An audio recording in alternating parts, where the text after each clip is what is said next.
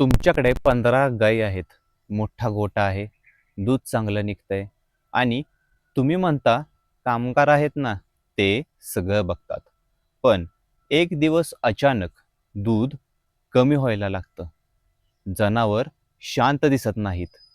खर्च वाढतो आणि हळूहळू लक्षात येतं की गोठा चालतोय, पण व्यवसाय जो आहे आपला तो हातातून निसटतोय. कारण डेअरी व्यवसायात एक गोष्ट खूप धोकादायक असते, ती म्हणजे कामगारावर पूर्णपणे अवलंबून राहणं. आज आपण याच विषयावर बोलणार आहोत. कामगार ठेवणं चुकीचं आहे का? मित्रांनो, मालकाने स्वतः किती इन्व्हॉल्वमेंट ठेवायला हवं? काही गोठे फक्त मालकाच्या उपस्थितीवर टिकून असतात आणि अनेक ठिकाणी कामगारामुळे नुकसान कसं होतं हे सगळं आज आपण एका गोष्टीसारखं समजून घेणार आहोत. सुरुवातीलाच एक गोष्ट आपण स्पष्ट समजून घेतली पाहिजे. कामगार ठेवणं हे चुकीचं नाही. मोठ्या गोठ्यांमध्ये कामगारांशिवाय काम चालतही नाही. पण प्रश्न कामगारांचा नाहीये. प्रश्न आहे पूर्ण अवलंबून राहण्याचा. कारण दूध व्यवसाय हा असा व्यवसाय आहे जिथे मालकाचं लक्ष कमी झालं की व्यवसाय हळूहळू खाली यायला लागतो. बऱ्याच लोकांची सुरुवात खूप उत्साहाने होते. पूर्णपणे गोठा तयार होतो, गायी येतात, लोक कौतुक देखील करतात. पहिले काही दिवस मालक स्वतः गोठ्यात वेळ घालवतो. सकाळी उठतो, जनावर पाहतो, दूध बघतो, चारा बघतो. पण काही महिन्यांनी तो हळूहळू गोठ्यापासून दूर जायला लागतो. तो म्हणतो कामगार आहेत ना, असं म्हणून तो इतर कामात व्यस्त होतो आणि तिथूनच अनेक वेळा समस्या ह्या सुरू होतात. कारण कामगार काम करतो, पण मालकासारखं मन लावून प्रत्येक गोष्ट निरीक्षण करेलच असं नाही. त्याच्यासाठी ते काम असतं, तुमच्यासाठी तो व्यवसाय आणि भविष्य असतं. हा फरक खूप मोठा आहे मित्रांनो. उदाहरणार्थ आपण एक घेऊन चालूया की एखादी गाय 2 दिवस कमी खात असेल, तर अनुभवी मालक लगेच ओळखतो. तो विचार करतो, ही शांत का आहे? रवंथ कमी का आहे? ताप तर नाही ना? पण काही वेळा कामगार काय म्हणतो, ठीक आहे, आपण हे उद्या पाहू. आणि तो उद्या व्यवसायाला आपल्या महागात पडतो. बऱ्याच वेळा कामगारांकडून चुका मुद्दाम होत नाहीत, पण त्यांच्याकडे तुमच्यासारखं भावनिक जे अटॅचमेंट असतं ना, ते नसतं. जनावर आजारी पडलं तर तुम्हाला रात्री झोप लागत नाही, पण कामगाराचं काम संपलं की तो घरी जातो. म्हणून मालकाने गोठ्यावर स्वतःची नजर ठेवणं खूप गरजेचं असतं. मित्रांनो, आणखी एक वास्तव म्हणजे काही वेळा मालकाला काय वाटतं, मी पैसे देतोय म्हणजे सगळं व्यवस्थित होत असेल. पण दूध व्यवसायामध्ये फक्त पैसे देऊन नियंत्रण राहत नाही. तुम्ही गोठ्यावर जर नसाल तर काही गोष्टी हळूहळू बदलायला लागतात.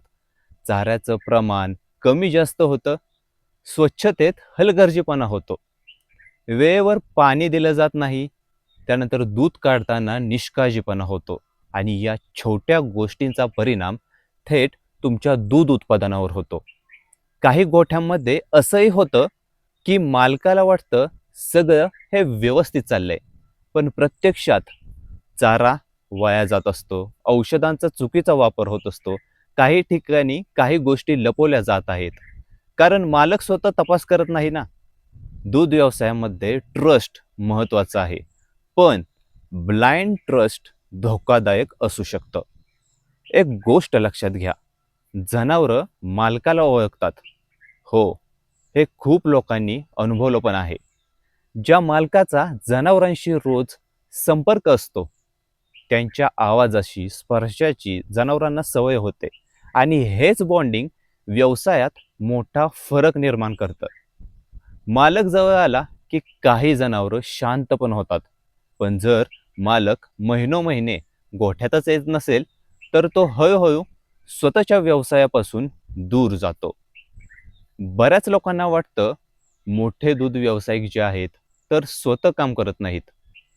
पण मित्रांनो, एक गोष्ट पहा, मोठे यशस्वी दूध व्यावसायिक स्वतः प्रत्येक काम करत नसतील, पण त्यांचं निरीक्षण हे खूप स्ट्रॉंग असतं.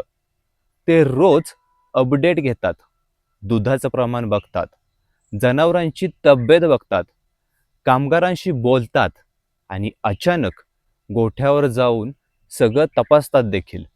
म्हणजेच ते पूर्णपणे डिस्कनेक्टेड नसतात. दूध व्यवसायामध्ये सर्वात धोकादायक गोष्ट कोणती माहिती आहे का? मालकाचं कम्फर्ट झोनमध्ये जाणं. सगळं चाललंय असं वाटायला लागलं की माणूस निष्काळजी होतो.